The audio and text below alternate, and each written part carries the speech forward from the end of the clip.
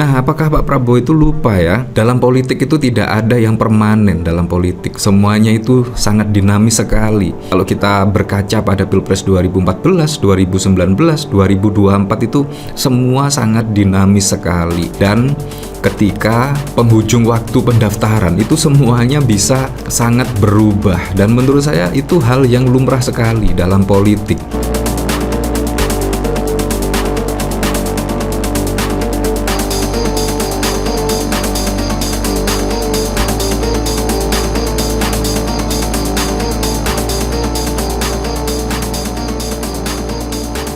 Nah, menurut saya ini sangat keren sekali ya, yaitu Pak Prabowo bercita-cita ingin membentuk koalisi permanen.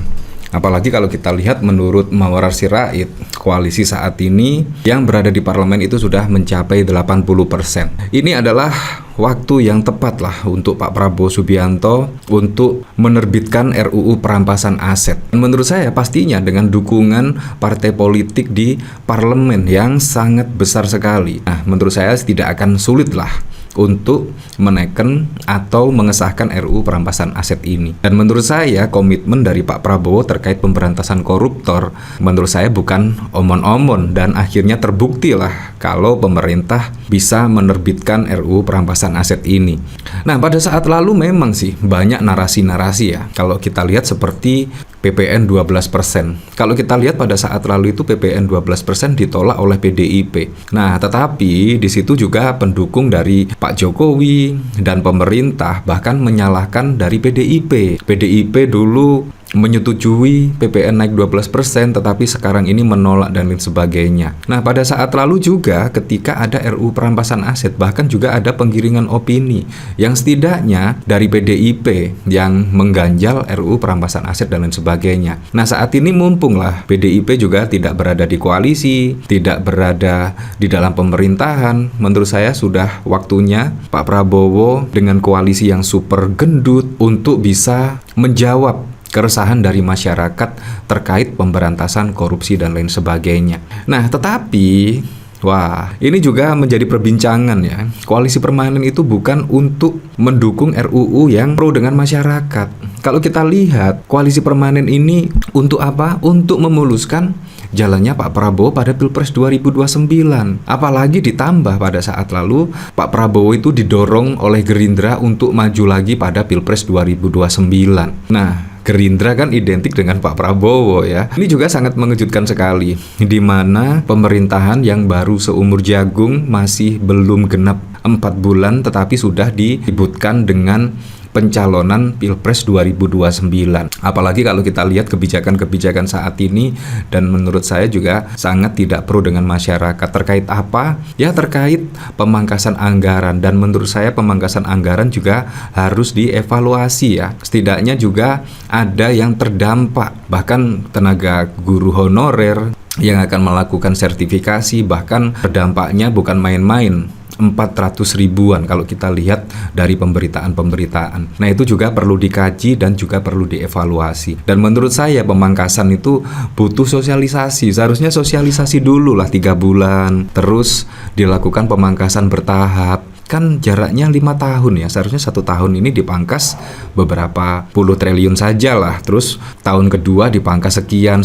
Kalau saat ini dipangkasnya sudah sangat wow sekali, otomatis kementerian dan lembaga itu juga sangat bingung sekali dengan pemangkasan yang menurut saya sangat besar sekali, yaitu mencapai 300 triliun. Ini angka yang bukan kaleng-kaleng loh, dan konon katanya untuk program makan bergizi gratis ini juga sangat wow sekali. Berarti memang belum siap lah Indonesia itu untuk menghadirkan program makan bergizi gratis, dikarenakan apa? Banyak yang dipangkas, setidaknya pada kementerian dan juga lembaga ya. Nah, ini bahkan juga dikomentari oleh Stephen Antonio.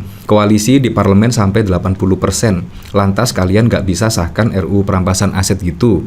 Mana anak-anak PSI ID, mana buzzer pemerintah, mana Ternakan Mulyono. Terus masih bilang alasannya karena PDIP, bilang aja kalian semua pro koruptor. Nah, bagaimana menurut Anda ya? Nah, seharusnya sangat gampang sekali kalau menurut saya sih, dengan adanya koalisi di parlemen yang mencapai 80%. Seharusnya sangat gampang dan juga mudah ya.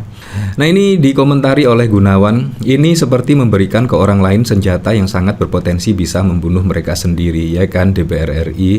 Ya, dengan menguasai 80% parlemen, saya yakin ngopi sambil sahkan UU perampasan aset koruptor dalam 2 jam kelar itu undang-undang. Anggap saja Partai PDI Perjuangan menolak UU itu. Tetap nggak ngaruh karena kalah suara. Ya, masuk akal sekali. Gagal paham nih, kalian pikir koalisi permanen 80% untuk keadilan dan kemakmuran rakyat. Jauh.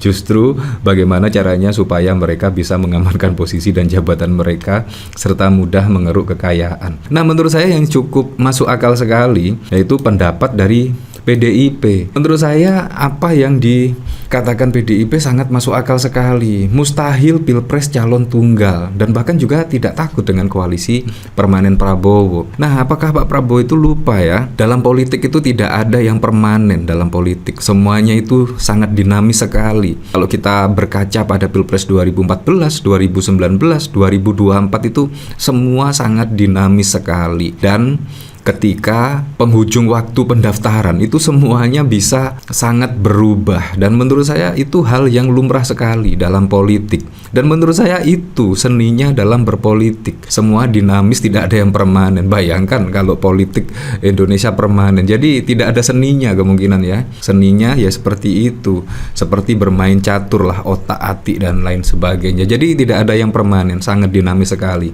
Menurut saya sangat masuk akal sekali, yaitu PDIP bahkan mustahil Pilpres calon tunggal, sangat mustahil sekali.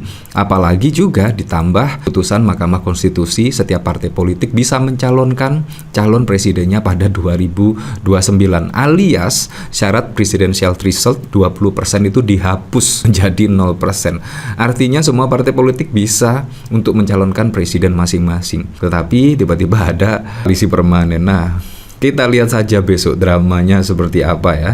Ketua DPP PDIP Jarod Saiful Hidayat mengungkapkan keraguan soal wacana koalisi permanen yang diusulkan Presiden Prabowo terhadap partai pendukungnya saat ini. Jarod dinilai bahwa politik sangat bergerak dinamis. Menurut dia, rakyat memiliki kedaulatan untuk menentukan pilihan dalam politik. Politik sangat dinamis dan kita serahkan kepada rakyat yang punya kedaulatan tertinggi, kata Jarod saat dihubungi pada 17 Februari. Menurut dia, publik akan melihat apakah semua partai pendukung akan mengusung Prabowo 4 tahun lagi atau pada Pilpres 2029. Namun dia meyakini tidak akan ada calon tunggal pada Pilpres. Kita akan lihat apakah semua partai konsisten 4 tahun lagi mengusung Prabowo di Pilpres 2029, kata Jarod. Hampir mustahil kalau Pilpres hanya diikuti calon tunggal, imbuhnya. Ya, bisa jadi besok ada PDIP yang kemungkinan mencalonkan Ganjar misalkan, atau bahkan dengan Anies Baswedan. Nah, seharusnya menurut saya sih koalisi permanen itu bukan untuk pencalonan presiden, melainkan untuk apa?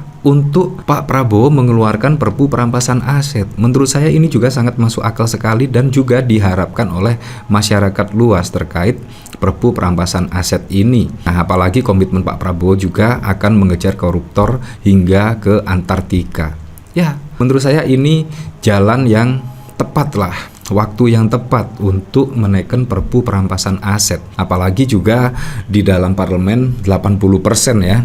Artinya pastinya semua setuju lah dengan RU perampasan aset jika Pak Prabowo tegas menginstruksikan seluruh DPR untuk menaikkan RU perampasan aset. Tapi kita lihat saja besok lah, kira-kira dinamikanya seperti apa. Kalau saya sih sebagai masyarakat biasa sangat setuju sekali ya Pak Prabowo untuk berkomitmen setidaknya terhadap pemberantasan korupsi dengan menaikkan Perpu perampasan aset. Ya, untuk selebihnya kita kembalikan lagi ke masyarakat menilainya seperti apa.